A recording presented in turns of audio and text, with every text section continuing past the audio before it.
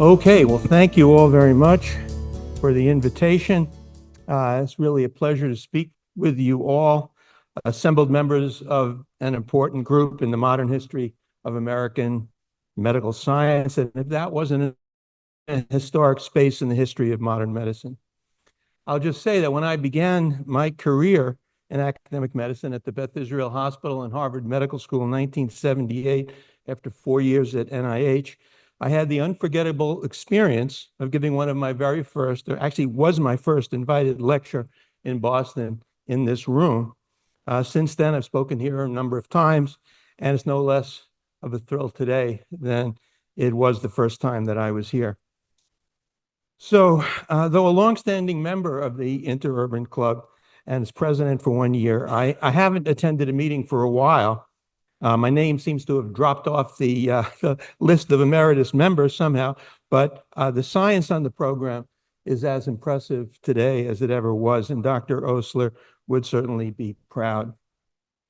So my choice of topic for this talk, challenges to academic freedom in higher ed and medicine, may seem surprising to some of you, but since leaving the job as HMS Dean in 2016, I wrote it wrong here, I've spent a lot of time on this issue, which does concern me greatly. So why should this be? Academic freedom is a core value of both higher education and medicine, and since both domains of academic freedom is required to discover the truth, it's essential. For the vast majority of my career, the notion that academic freedom might be threatened would have struck me as unimaginable. And even today, most physician scientists pursue our work free from concerns about loss of such freedoms. But yet, today, academic freedom and the closely related concept of freedom of speech are indeed under threat, in my opinion, and they require our attention. So how did this come to be, and what are some examples that illustrate it? The causes are complex, but over the last 10 to 15 years, several factors have conspired to bring this about. These include political polarization nationally, polarization and lack of viewpoint diversity with an increasing number of academic disciplines, especially in some parts of the humanities and social sciences, the growth of social media as a means to instantly shame people whose ideas are disliked by someone, and the expanded reach of administrators whose job descriptions and programs may run counter to the requirements of academic freedom and free speech. Now, one consequence of such factors is the mistreatment of some faculty for holding opinions that some in the community disagree with, and the related issue of self-silencing. And I'll briefly discuss two recent examples that took place at Harvard. Some of you may know of them. Most of you probably wouldn't know of these. So Carol Hooven received her PhD in evolutionary biology at Harvard. She took a non-tenure track position as a senior lecturer in the Department of Human Evolutionary Biology, where she co-led for many years undergraduate education and taught a highly sought and well-reviewed course on hormones, behavior, and evolution. Her doctoral thesis at Harvard explored this in non-human primates in the wild. She was encouraged to write a book based on her course, and the name of the book was Testosterone, the Hormone That Dominates and Divides Us. And when this was published in 2022, she was interviewed on TV, and when asked, she affirmed that yes, there are such valid biological categories as men and women. The next day, a small group of graduate students blasted an email to her department and the graduate program, falsely denouncing her comment as transphobic and demanding that she be removed from her educational role. Now, the shocking thing is this. While essentially all of her colleagues in the department defended her privately, none were willing to defend her publicly against these false claims, fearful, it seems, that they too would be subject to attack if they did. She rapidly became persona non grata in the department, descended into depression, and over a period of months, left the department. When I heard about this through an article in the Harvard Crimson, I obtained and read the book. Amazon got it the next day, and in agreement with many who offered blurbs on the back cover, including her department chair, I found it the best book ever written on this subject. I'm an endocrinologist, and for a decade, I ran the preclinical endocrinology course in the HST division of HMS. And if I still ran the course, I wouldn't hesitate to assign the book. And this is just a picture of what went wrong with Veritas in this case. A second example is that of Tyler Vanderweel, an acclaimed professor of biostatistics and epidemiology at the Harvard School of Public Health. Granted tenure as a full professor in his 30s, pretty unusual. He holds degrees from the University of Oxford, University of Pennsylvania, and Harvard in mathematics, philosophy, theology, finance, and biostatistics. Tyler runs the required biostatistics course for MPH students and is a leader in understanding and validating causal inference in epidemiology. A devout Catholic, he also studies the relationship between religion and health. In the summer of 2023, a graduate student interested in gay marriage was conducting research and learned that in 2014, Tyler had signed a widely circulated amicus brief in the Obergefell case on gay marriage that was then before the Supreme Court, a brief that argued against the constitutional right to gay marriage. When the court decided in favor of such a right, which I certainly agreed with, Tyler engaged in no further discussion of the topic, which was unrelated to his core academic work. As in the Hooven case, a graduate student sent out a blast email to the faculty and students arguing that based on the signing of that brief, Tyler's values were inconsistent with the core values of the Harvard School of Public Health. And as a consequence, they said, he should be removed from his teaching role. Some students claimed to feel threatened in his presence.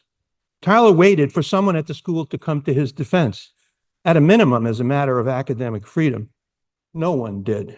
He met with the school and departmental leadership who assured him that his position and role at the school would be maintained. However, none would make a public statement defending his right to have taken the position that he did or defended his ethics for holding those views.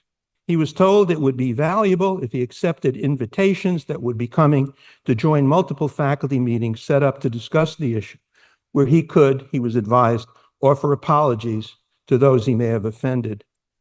Fearing for his well-being and that of his family, he did that. Eventually, this particular storm ended. He's written a couple of very powerful articles about his experience and what it might mean for Harvard and for the school field of public health. I advise you to look those up if you're interested. So what were the common attributes of these two cases, selected from many more that I might have brought to your attention? Each was initiated by a small number of student activists working with administrators who used blast emails and social media to attack the values of a highly respected faculty member, causing them to experience severe pain and distress, and for one, the end of their job. Despite the speech of both the accusers and the accused faculty being entirely protected by precepts of academic freedom, institutional leaders failed to issue any statements, either internal or public, to define the critical issues and defend their faculty. Beyond the noxious effect on their personal and professional lives, awareness that these events took place without any defense by institutional leaders, and in some cases with their active collaboration, sent a message that that fear of speech might provoke similar reactions. This created a vicious cycle of self-censorship that suppressed the robust engagement on difficult or controversial topics, whether they are race, gender, politics, or other topics. Now, some considered early reports of this phenomena of self-censorship to be exaggerated, but its existence now seems incontrovertible. For example, Harvard University released a report on October 1st of this year, a product of dozens of listening sessions conducted by a diverse group of senior faculty with hundreds of faculty, and also a variety of surveys. The conclusion was that fear of open discussion at Harvard is widespread today, and I can assure you that is true, and has changed the culture in a strongly negative direction. The report concluded that something must be done to understand and address this problem. So my personal involvement in this area has taken two forms.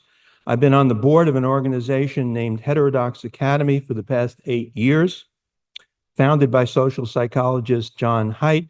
It seeks to promote open inquiry, viewpoint diversity, and constructive disagreement in higher education.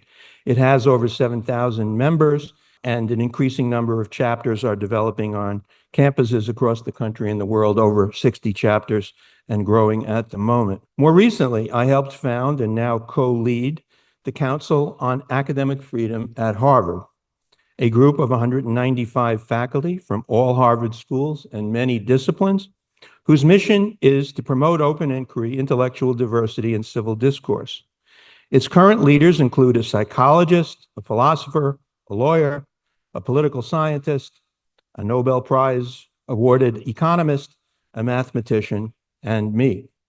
We both work publicly and behind the scenes to advance our core values and have helped launch similar groups at Columbia, Yale, Berkeley, Princeton, University of Toronto, MIT, and a number of others on the way.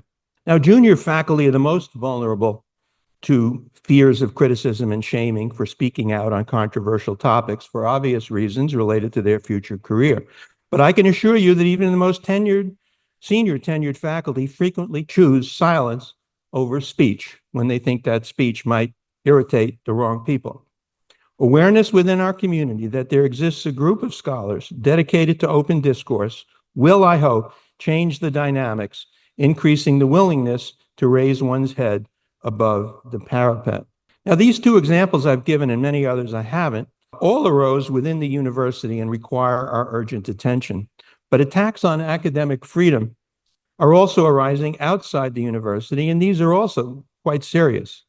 One form that this takes involves state governments taking actions to directly influence curricular programs and hiring practices in state universities over which they have governance and budgetary authority.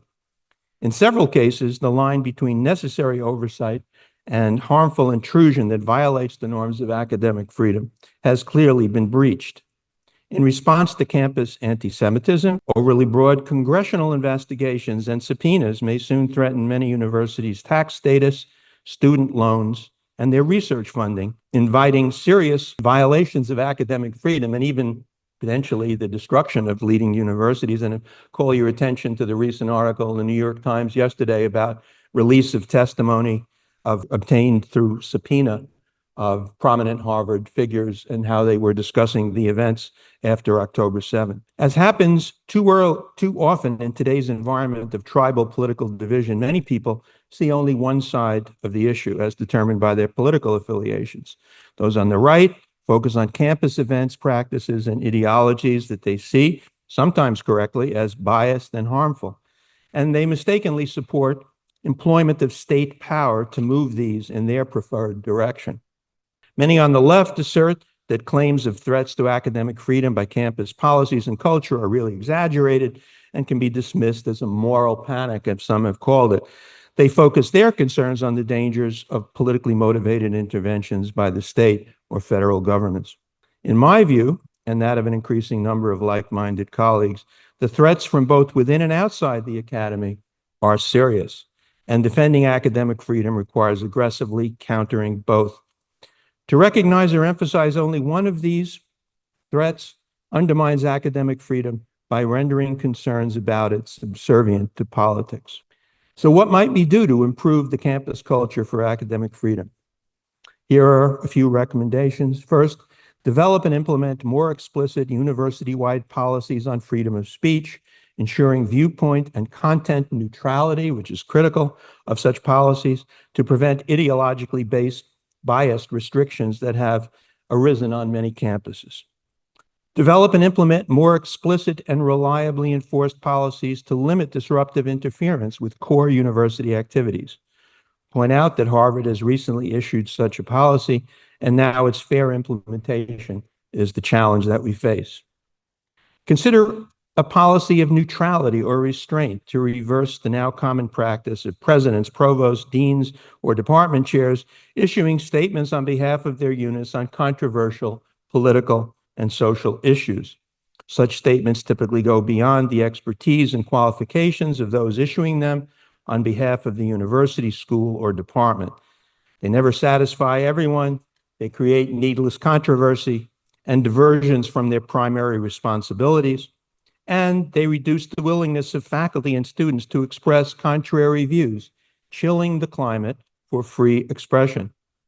Stimulated by input from our council, Harvard has recently enacted an institutional neutrality policy and that these are now being adopted at many institutions. And I believe I read yesterday that Yale has just announced its endorsement of such a policy. The initial goal of DEI, to promote opportunity and inclusive excellence, is supported by almost everyone, certainly by me, but the role of DEI initiatives in higher education has recently become controversial. There are differences between the initial goals and their flawed implementation, and I'll briefly address one of these situations: required DEI statements in faculty hiring and promotion. Whatever their initial purpose and intended benefits, these required statements raise important concerns. Their use is highly variable in different schools, departments, and disciplines, in some cases placing administrators rather than faculty as key influencers of recruitment. And how they're used in practice is virtually always non-transparent.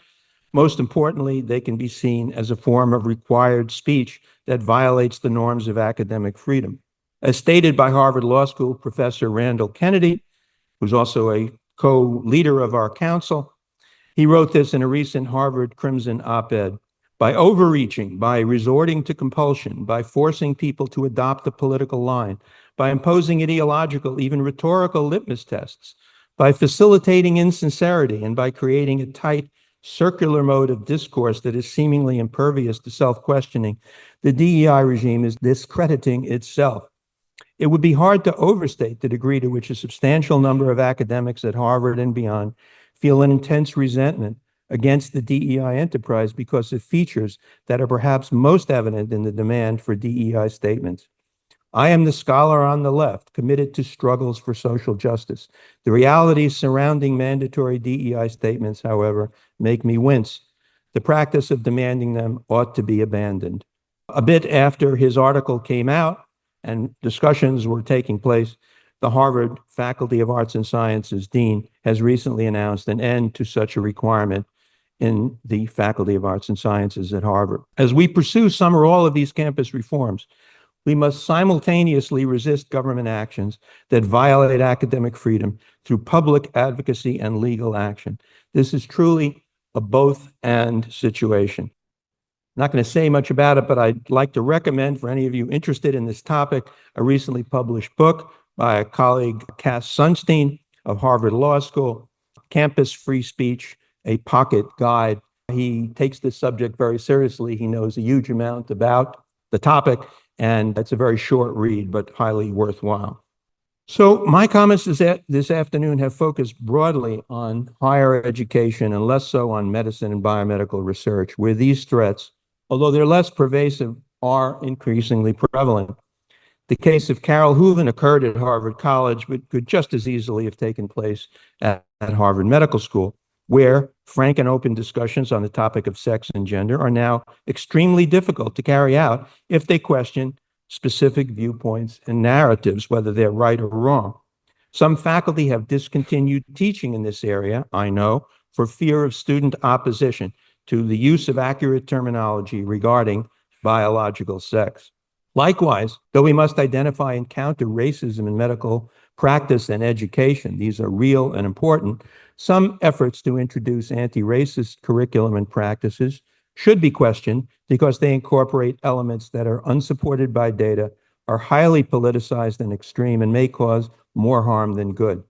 Sadly, raising such questions has proven to be very difficult, as activists and administrators resist such efforts, as do editorial processes at many leading journals. So, in conclusion, I've raised concerns this afternoon about threats to free speech and academic freedom in higher education and medicine. Free speech and academic freedom surely still exist, and in some domains, the threats I've recounted may seem limited or even non-existent. But the threats, I assert, are real, they're increasingly prevalent, and too many faculty, students, and even leaders are fearful of expressing their concerns on particular issues. Given the essentiality of academic freedom and the search for truth in a liberal society, we must be more vigilant in its defense. The current moment is an opportune time for many more in our community to examine these threats and, where necessary, join with others to resist them. Thank you.